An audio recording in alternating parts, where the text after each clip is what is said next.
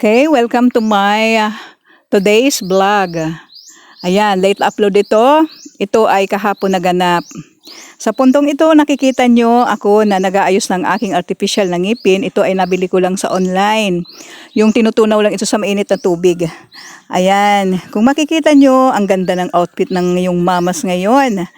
Kasi nga, meron kaming family outing or family date ngayon. Ini-invite kasi kami ng aming panganay na anak. Ayan. Kasi birthday niya ngayon at siya ay magbo-blow out ngayon sa amin. Magkikita-kita kami mamaya sa unang pupunta namin daw ay magsisimba muna kami.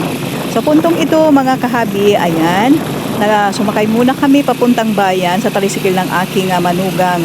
Ayan, sa likuran niya ang aking apo na si Sophia and then yung aking anak na si Tess. Ayan, ang aking mama katabi ko. Ayan, sa puntong ito, nakarating na kami rito. Dalawang tricycle pala yung aming yung isa ni-rent namin. Saka hindi kami magkasya sa isang tricycle. Kasi halos buong pamilya kaming nagsama-sama ngayon papunta rito sa syudad. Nang dumating kami rito sa Albay Church, ayan, ang daming tao. Wala nang maupuan sa loob. Halos ang mga tao ay nasa labas na. Maraming taong nakatindig sa labas dahil sa ang daming ang tao. 3:00 ang mass na ito. Ayan. Nandiyan kami sa hulihan. Yan kami. Maraming nag-attend ng mass. Kahapon, Easter Sunday. Bale, 10 kami ngayon nag-attend ng mass. Kasi yung isa ay busy pa na sa work pa. Mamaya pupunta yun sa venue ng aming dinner mamaya. Sa puntong ito, ayan, sumasakay kami sa kotse ng aming anak. Na siyang may celebrant ngayon. Ay siya, ang nagdadrive. At papunta kami sa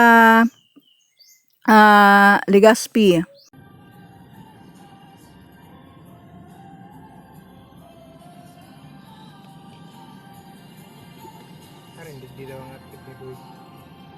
At doon kami magse-celebrate ng kanyang birthday. Doon kami magdi-dinner. Pero iyan, bago kami pumunta doon, ay nagsindi muna kami ng kandila dito sa St. Rafael. Ayan. Pero nagbago yung isip, hindi muna kami tutuloy doon sa SM kasi napaka maaga pa naman daw kasi maga 4 o'clock pa lang o 4 o'clock lang, pas 4 o'clock pa lang ng time na ito. At naisipan namin na pumunta muna kami dito sa Sawangan Park. Ayan, pagdating namin rito, napakarami ng mga tao at maraming nagtitinda. Ayan. Aros, wala na kami maparkingan. Ayan. Nung makapag-parking yung anak ko, ayan, tingnan nyo itong aking apo.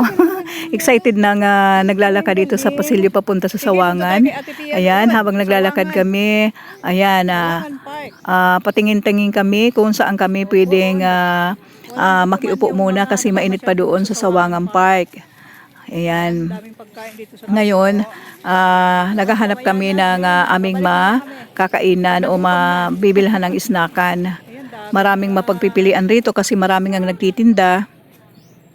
Merong mga lugaw, at saka mga tusok-tusok, mga inihaw, ganyan.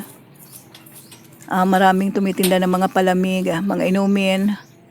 Ganda ng dagat. Sa puntong ito, dito kami muna na stranded or dito muna kami na stop sa isang store na ito kasi nga marami siyang mga tinda, maraming mapagpipilian. Ayan. Yung anak ko ay nag-order ng aming pagsasaluhan na isnakan sa ngayon. Ayun, yung tumpok na mesa na yun, nandun yung aking asawa at ang aking mga anak. Dami talaga, daming nagtitinda. Ayan, yung aking asawa, ang aking apo, aking anak ng babae, nag-iisa, yung aking mama, ayan, yung aking anak na pang-apat na lalaki, ang katabi niya. Ayan. Andyan yung aking manugang na si Ira. Yan, mama ni Bella.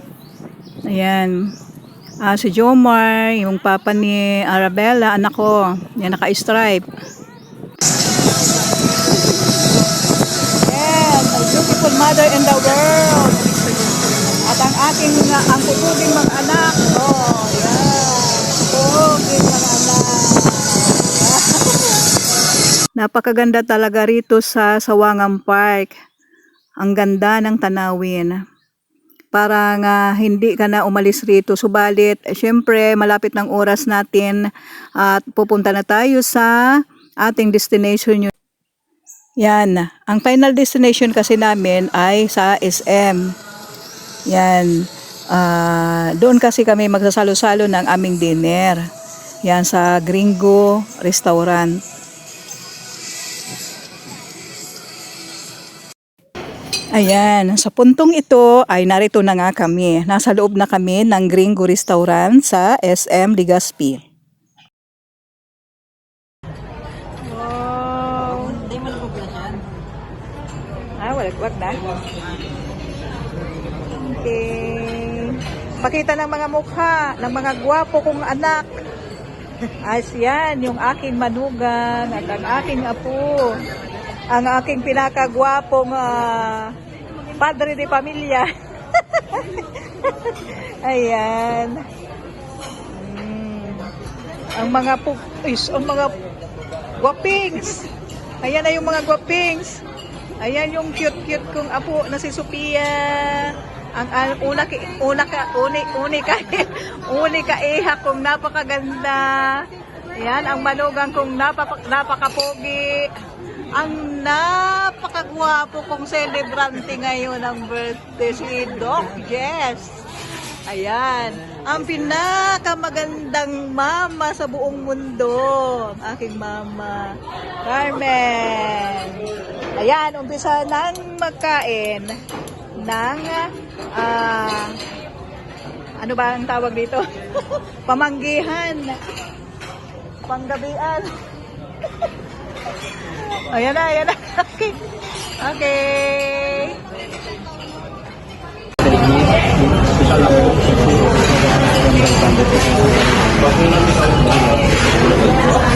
Ayun. Happy birthday, Tito Doc. Ayan. Sige. Kainan na. Ready? Let's go. Happy birthday to you. Happy birthday to you. Happy birthday, happy birthday, happy birthday to you. Ready? Let's go. Happy birthday. Ayan, kainan na po tayo. Kainan time. Kainan time. Grabing pagkain ko. Kahit pa po yung kaso nakakatato. Pinihintay lang niya. Yung mga maintenance. Yung mga maintenance dyan. Wala. Ay, hinihintay. Delikado. Sarap ng pagkain na. Maubos pinilintay ko ito. Pinilintay ko. Pag hindi naubos. Happy birthday, happy birthday, happy birthday to Ayan yung naka-stripe. Pangalawa kong anak na lalaki. Yung kumakawa, yung pangatlo kong lalaki. Yung hinihintay natin. Ayan, na pumunta na lang siya rito sa ating venue. Napakasayang tingnan kapag ang magkakapamilya ay magkakasama ng buo. Ayan, napakaligaya ko at napakasaya ko na nandito kaming lahat. Ang kulang na lang rito sa venue na ito na para mauso ng aking pamilya ay ang aking papa. Subalit wag na natin siyang alalahanin kasi nga medyo nawalay siya sa atin. Okay, thank you for watching everyone. Happy Easter Sunday. Yan, lubos ako nagpapasalamat sa aking anak, sa kasiyahang kanyang pinagkaloob na naman sa aming kanyang mga pamilya. Ayan, sa kanyang pag-invite, although, ayan, nabawasan na naman yung kanyang mga ipon. Ayan, marami pa lamang binabayaran. Ayan, naisingit niya pa itong tag-celebrate ng kanyang birthday sa ngayon. Ayan, kaya thank you very much anak ko. Sana mas marami pang birthday ang dumating sa iyo. At ito ay hingi ko sa ating Panginoong Hesus upang mas palawigin pa niya ang kanyang pagbigay sa iyo ng biyaya at bigyan ka ng napakahabang buhay para sa amin at para sa lahat na nangangailangan sa iyo, anak ko, sa iyong serbisyo bilang isang manggagamot o isang doktor. Ay maraming tao ang iyong matutulungan. Ayan, kapag ikaw ay binigyan ng ating Panginoon ng mga habang buhay at lubusan nagpapasalamat sa ating Panginoon sa biyayang kanyang ipinagkaloob sa atin. Ayan. Thank you very much anak ko sa araw na ito at lubos kaming nasiyahan sa yung pag-anyaya sa amin. Ayan. Thank you so much and God bless. Hindi pa pala nagtatapos sa kainan ng aming pag-outing mga kabi, kasi pagkatapos pala ng pag-outing namin ay pumunta kami sa department store ng SM at bumili ang aking anak ng gagawing outfit ng aking asawa sa birthday party ng kapatid niya na babae. Ayan. Yan, mag-a-attend na naman kaming lahat, buong pamilya. Sa time na yan, sa April 20. Pasensya na pala kung medyo humihingal ako, nagvo-voice cover ako, kasi naglalakad ako habang nagvo-voice cover. Thank you for watching everyone.